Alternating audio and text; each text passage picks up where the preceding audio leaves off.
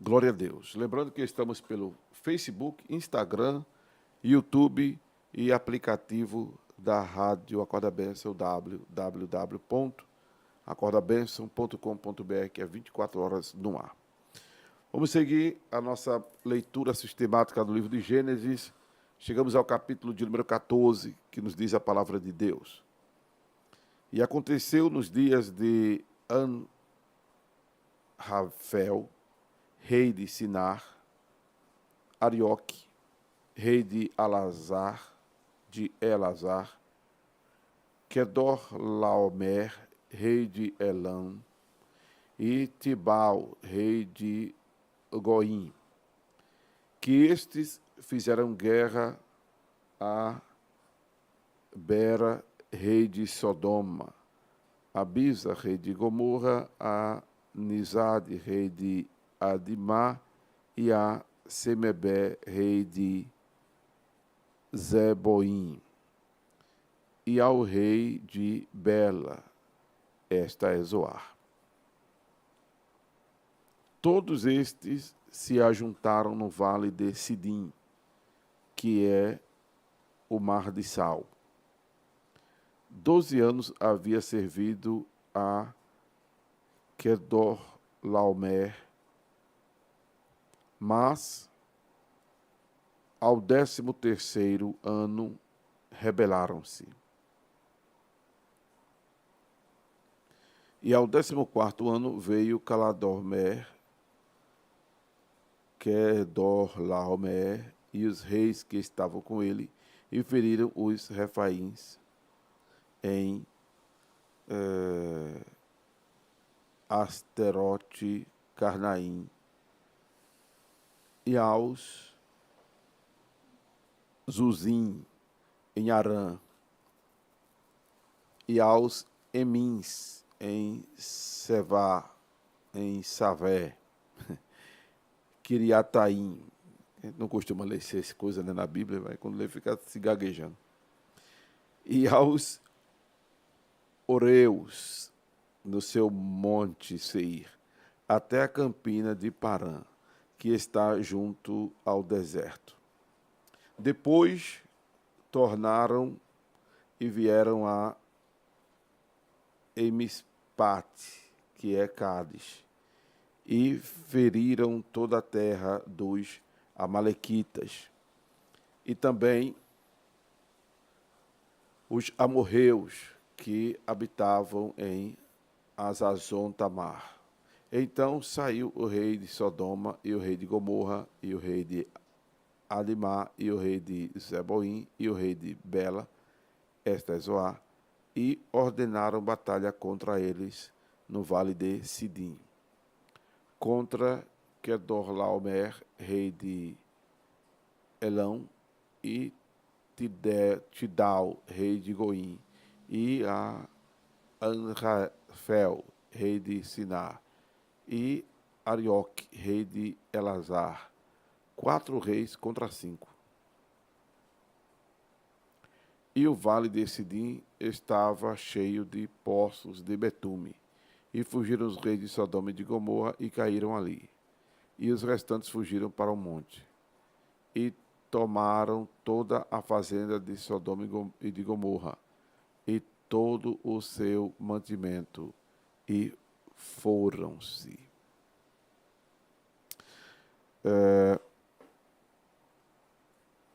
Chegamos ao capítulo 14 de Gênesis, e como eu disse, esse capítulo ele vem ser só familiarizado, mas lá na frente, que eu disse que ia dividir em 2 partes, mas serão em 3. Quando Melquisedeque, né, que era sacerdote do Deus Altíssimo, abençoou Abraão. A esse capítulo ele é familiarizado por isso. E também quando mostra que Ló, ele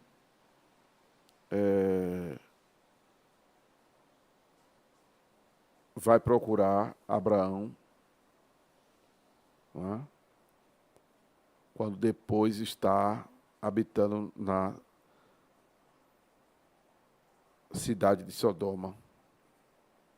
Aí isso é que torna esse capítulo familiarizado, porque essa primeira parte aqui, do versículo 11, que inclusive, segundo alguns estudiosos, é uma parte, né, dos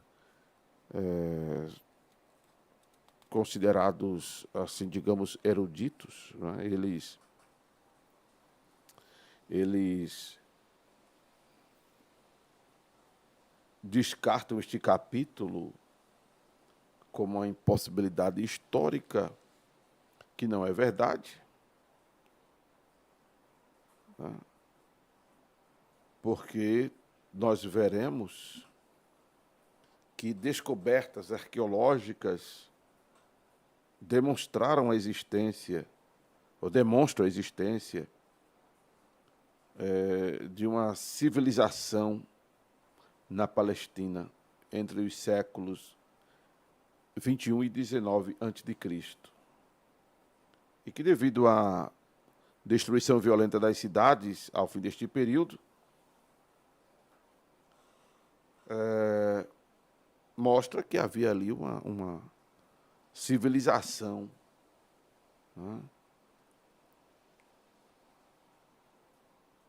E os achados arqueológicos são achados bem assim danificados, né? Bastante estragados por conta das ruínas deixadas ali. O que nos é interessante pensar nesse trecho do capítulo 14, do versículo 1 ao 11, como eu havia dito, nossa abordagem ela pode até trazer algum fato histórico, arqueológico, como acabei de dizer, mas ela é pragmática, ela é bem doutrinária, ela é bem ao alcance de todos, né? E qual é o princípio que nós temos aqui desses versículos, pastor Amaro? Bem, primeiro é importante pontuar que a palavra de Deus, ela é um documento histórico também. E isso ajuda a nós estarmos cada vez mais cientes de que a palavra de Deus, ela é fiel e é verdadeira, né? Que é incontestável. Por mais que queiram contestar, na verdade, as pessoas têm boca, dizem o que querem, né? As pessoas têm boca, dizem o que querem.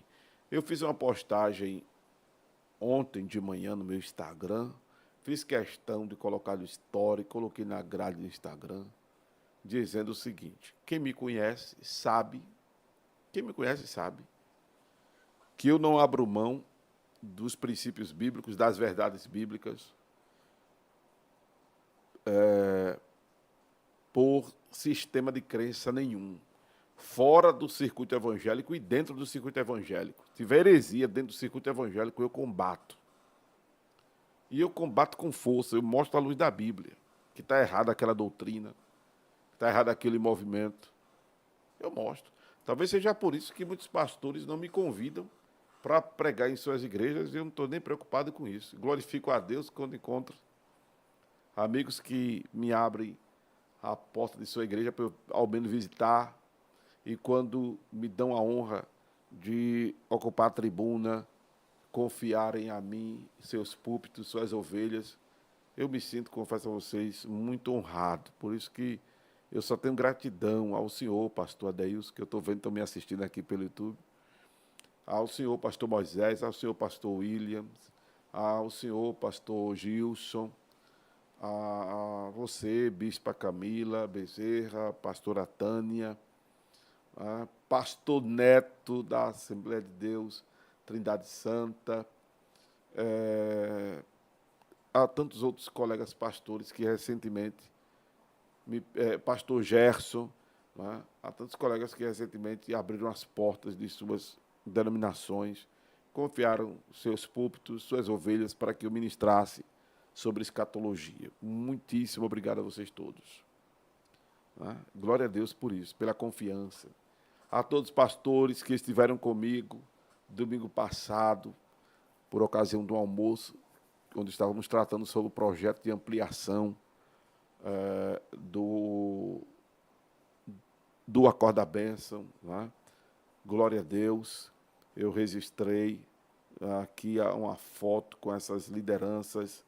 Louvado seja o nome de Jesus. Fiquei realmente lisonjeado com a presença de todos, quando estávamos tratando sobre o projeto de ampliação do programa Acorda a Bênção.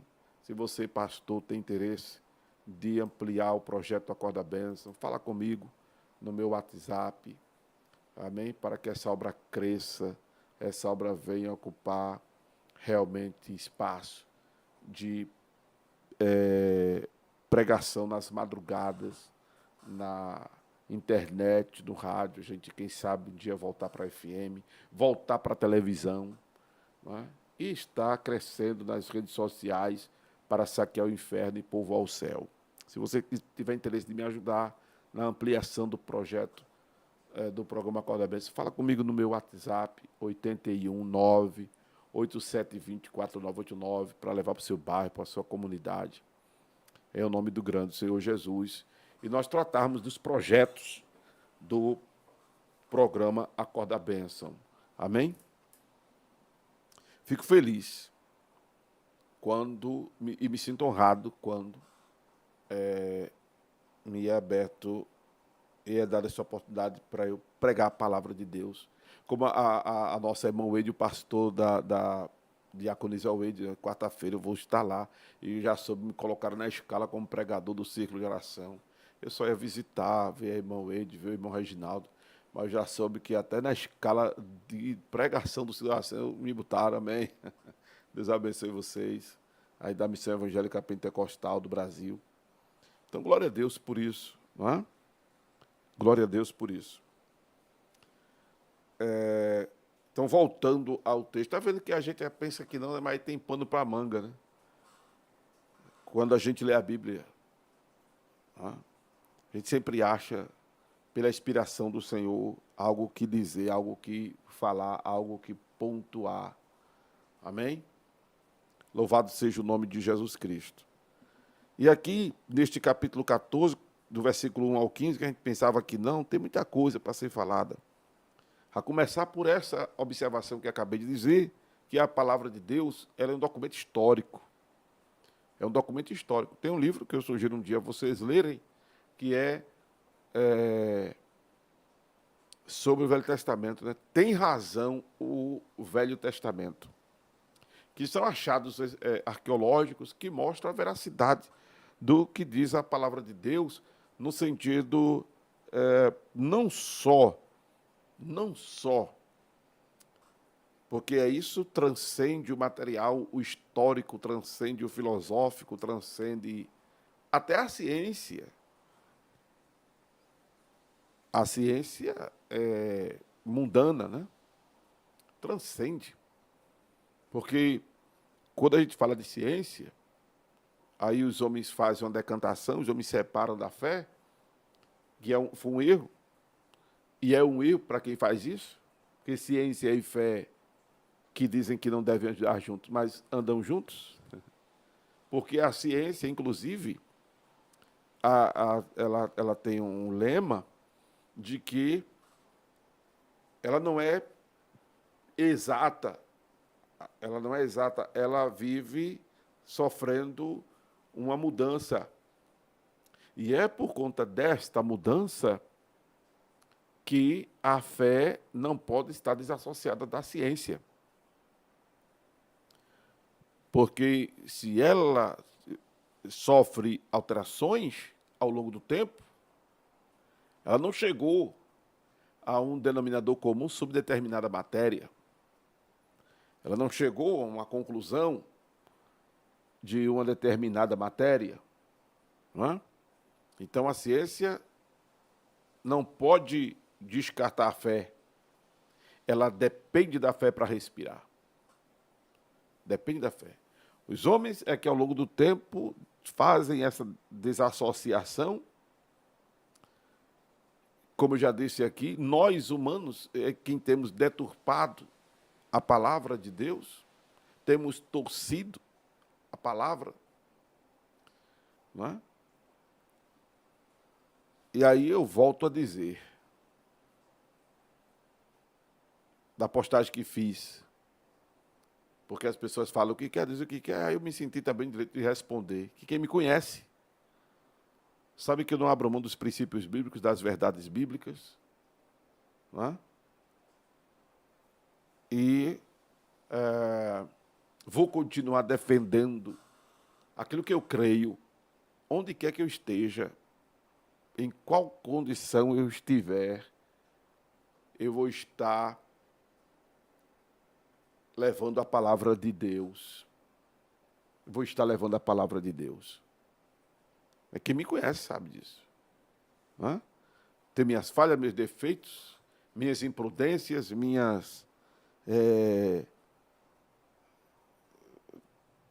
falhas, volto a dizer, mas no que diz respeito à palavra de Deus, isso aí eu não abro mão de defender, de pregar e de fazer questão que ela tenha vez e voz, que ela tenha proeminência, que ela venha preconizar todo o nosso movimento, toda a nossa existência, toda a nossa vida.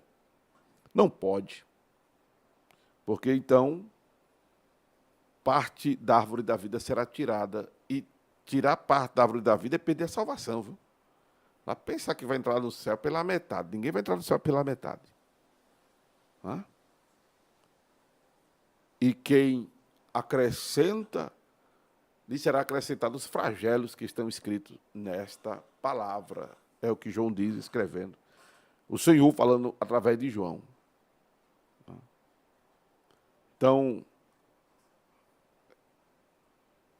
a exemplo de comportamentos como esses de hoje, de pessoas que fazem julgamentos pela aparência, não é? Por um movimento seu, por um gesto seu, por uma foto sua com alguém, como criticaram uma foto minha aí com determinado personagem, não tem nada a ver com o comportamento das pessoas e tal, tem a ver com o que eu defendo, com o que eu creio, com o que eu penso. Deve ser implementado, né, para o bem comum das pessoas. A exemplo do que fazem a Escritura Sagrada. Como eu já disse, alguns resolveram descartar este capítulo 14 de Gênesis como uma possibilidade histórica. Mas os achados arqueológicos mostram que essas cidades existiram. E aí faz jus o livro, né? Tem razão o Velho Testamento. É importante pontuar isso aqui neste capítulo. Outra coisa que é importante pontuar, que observe o texto sagrado diz aqui, no versículo de número precisamente 9, 4 reis contra 5. Onde é que 4 reis se levanta contra 5 reis? Na minha época de garoto, isso significa pegar seta seria o mais velho, né? Pegar o mais novo. A quantidade maior, pegar a menor. Isso aqui é desvantagem. Isso aqui é desvantagem. 4 reis contra 5. Na perspectiva humana, o número maior é de 5 e não o de 4. Mas observe que esses 4 reis se levantaram contra 5. Primeiro porque estavam cansados da opressão. Estavam cansados da opressão. Louvado seja Deus. E a força não está na quantidade, a força está no propósito, a força está, em alguns casos, em alguns casos, em alguns casos, em alguns casos. Por que em alguns casos, pastor? Porque, por exemplo, no movimento que não só o Brasil, mas todos os outros países enfrentam em momento de eleição, é a quantidade que pesa. Já não é a qualidade, é a quantidade que pesa. Às vezes, um país tem um governo ruim porque a maioria escolheu o governo ruim. Aí foi quantidade, não é qualidade. Não é?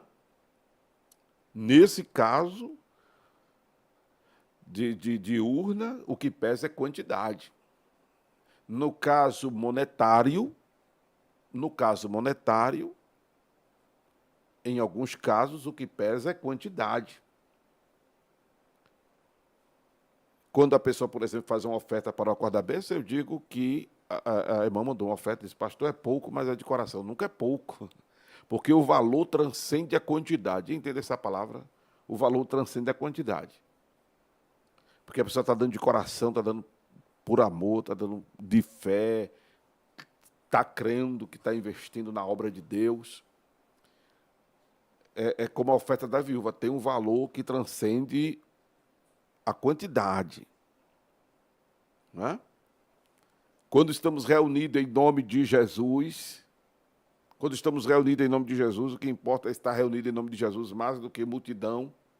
Quer ver você estar num lugar cheio de gente, a turma não está reunida em nome de Jesus, e aí não há qualidade.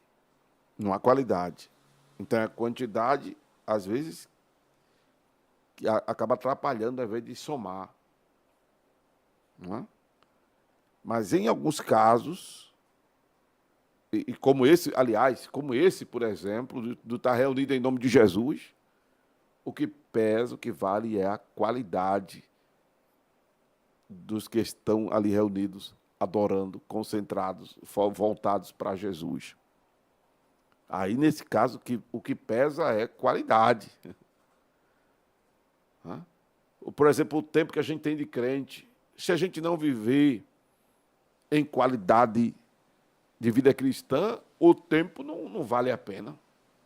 O tempo não importa, o importante é a qualidade de vida que se vive na presença de Deus, não é o tempo que tem de crente. É a qualidade de vida que se vive na presença de Deus, e deixa eu dizer um detalhe, o que importa para Deus é o presente. O texto de Ezequiel 33 mostra que não é o passado o que importa é o presente. Como é que você está com Deus agora? O amanhã pertence a Deus. O que passou, passou. Tudo se faz novo. Quem está em Cristo, nova criatura é. As coisas velhas passaram e tudo se faz novo. Quem fica querendo escavacar o teu passado, teus pecados, é Satanás. O que importa para Deus é o teu presente. Como é que tu estás agora na presença de Deus, meu irmão, minha irmã? Então não é o tempo de crente. É a qualidade de vida cristã que tu estiver vivendo, inclusive agora. No ato da tua morte, por exemplo. Por ocasião da vinda de Jesus, como é que tu vai estar? É isso que importa. Porque onde é que 4 reis vence 5? Onde é que 4 reis vence 5? É quando eles se voltam para um determinado propósito, para um determinado foco, não é? Para o querer mudança, por estar insatisfeito com a situação. Tem um texto bíblico que diz que, eu não lembro agora a referência, mas diz que se tomarmos o mal por bem, o mal nunca se apartará da nossa tenda. Se tomarmos o mal por bem, o mal nunca se apartará da nossa tenda. Eu não lembro agora essa referência, mas quem achar pode mandar para mim aqui no YouTube, Rádio Acorda Bênção, ou no Instagram. Não é? Então foi o que aconteceu. Não é? Esses reis, Tidal, Goim, Anhel e Sinar, que se levantaram contra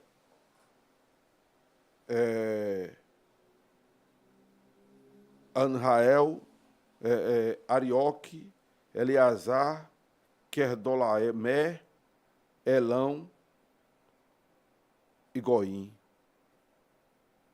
Não, Goim não. Goim já é os que... É porque é tanto rei que eu até misturei já aqui. Mas você vê o versículo 9 e está lá escrito. Não é?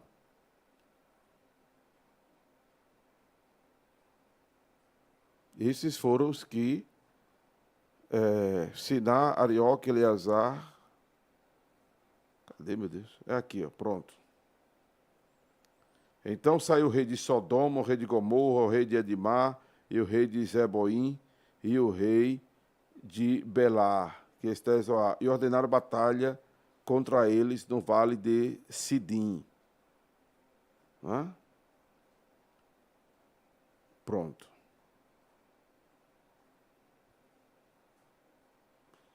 Foram 4 reis contra 5.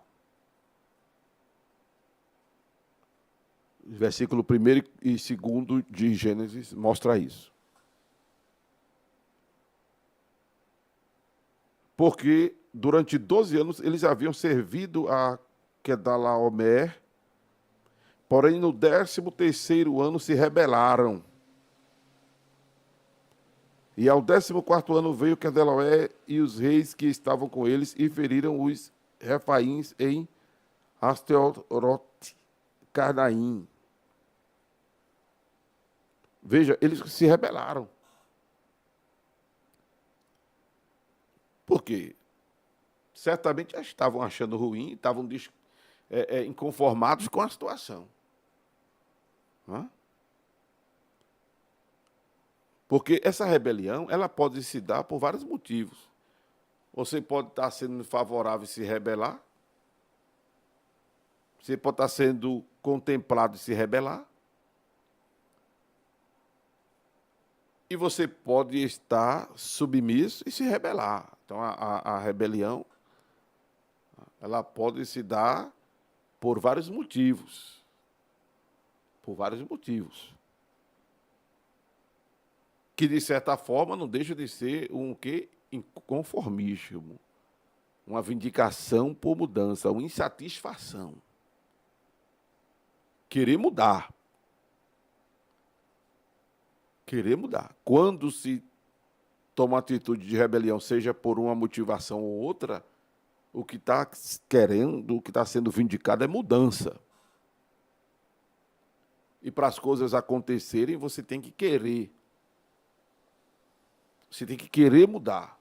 Tem que querer curar, ser curado. Tem que querer. Jesus perguntou ao paralítico: queres ficar são?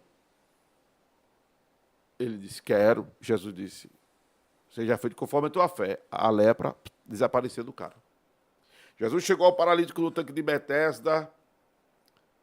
Queres ser curado? Senhor, não tem quem me ponha dentro do tanque. Quando a água se mexe, vem um e mergulha do meu lugar. Assim, mas tu queres ser curado? Quero. Então, levanta e anda. E na hora o homem se levantou e andou. Para a mudança acontecer, primeiro você tem que querer que ela aconteça na sua vida. Às vezes você tem tudo de bom. Às vezes você reclama de barriga cheia, mas você está insatisfeito com isso. De certa forma, isso lhe incomoda, porque você não gostaria de ser tratado assim. Não é?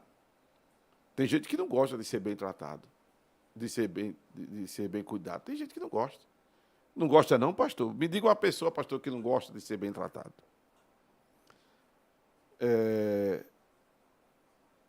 O filho que a gente cria, às vezes. Não é? As pessoas com quem a gente lida na vida. Não gosta. Tem gente que não gosta. Como também tem gente que não gosta de ser maltratada, né? Que também querer ser maltratado é masoquismo. Aí realmente não pode aceitar. Né?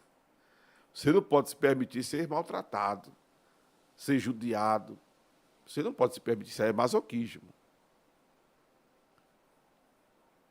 Mas, pastor, não me entra esse negócio da pessoa que não querer ser bem, não gostar de ser bem tratada. O povo de Israel, irmão. Se você ler a história do povo de Israel, Deus tratava bem do povo. Deus tratava bem do povo. E o povo era insatisfeito com Deus. O povo não quis Deus como rei deles. Por isso que constituiu Saul. Pronto. Interessante, e é uma nota que normalmente eu falo dela na saída do povo de Israel do Egito durante a peregrinação, mas já está trazendo aqui pela inspiração divina. O comportamento do povo de Israel,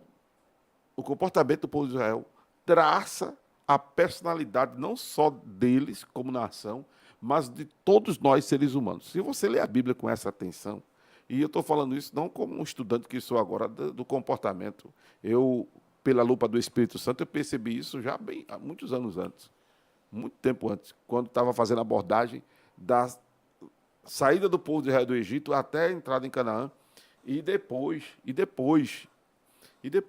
inclusive os que levam as coisas que os leva à escravidão no Egito. As coisas que os levam à escravidão no Egito, que a gente vai ver antes do livro de Êxodo.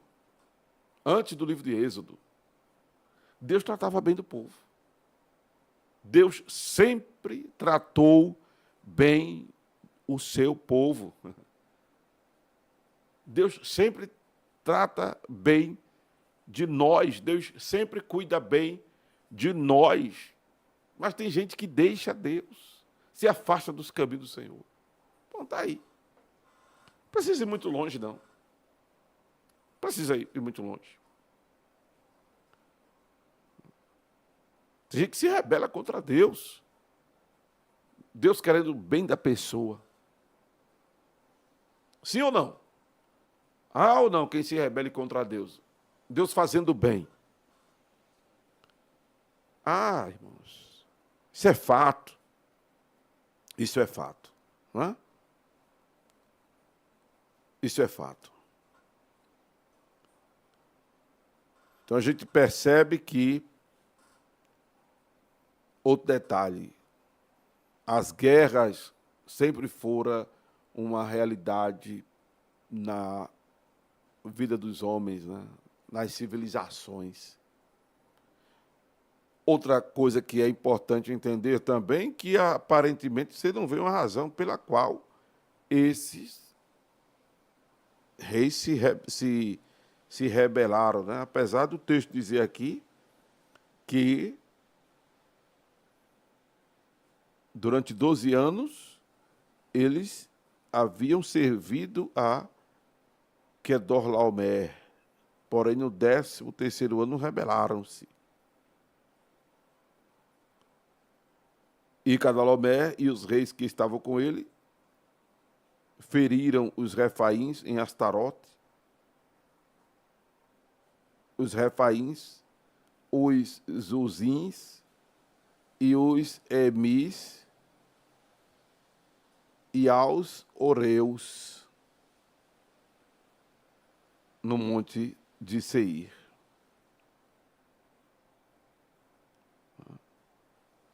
E aí feriram todos da terra dos amalequitas. Lembrando que os amalequitas nessa época não existiam, mas eles são referendados aqui para a gente ter uma ideia, né? Quando lermos o Pentateuco, né? Quando lermos Moisés, que é o autor do Pentateuco, identificarmos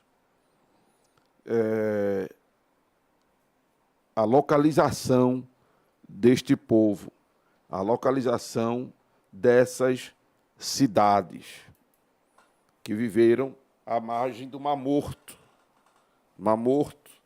O Mar Morto ele é morto porque ele só recebe, ele não distribui as águas que recebe, por causa do excesso de sal também, onde é comprovado isso, as pessoas não afundam lá, as pessoas ficam boiando de tanto sal.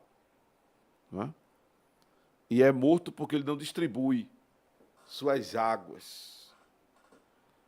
é o mal de quem não partilha, né? É o mal de quem não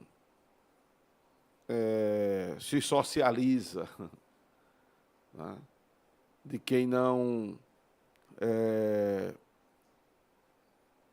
enfim, se importa com o outro, né? É o mal do egoísta. Já são sentimentos, né, que são destrutivos para as pessoas. Pois bem, esse povo habitava ali, nas margens do Mar Morto. Louvado seja Deus. O que mais podemos extrair desses primeiros 11 versículos? Bem, a inspiração divina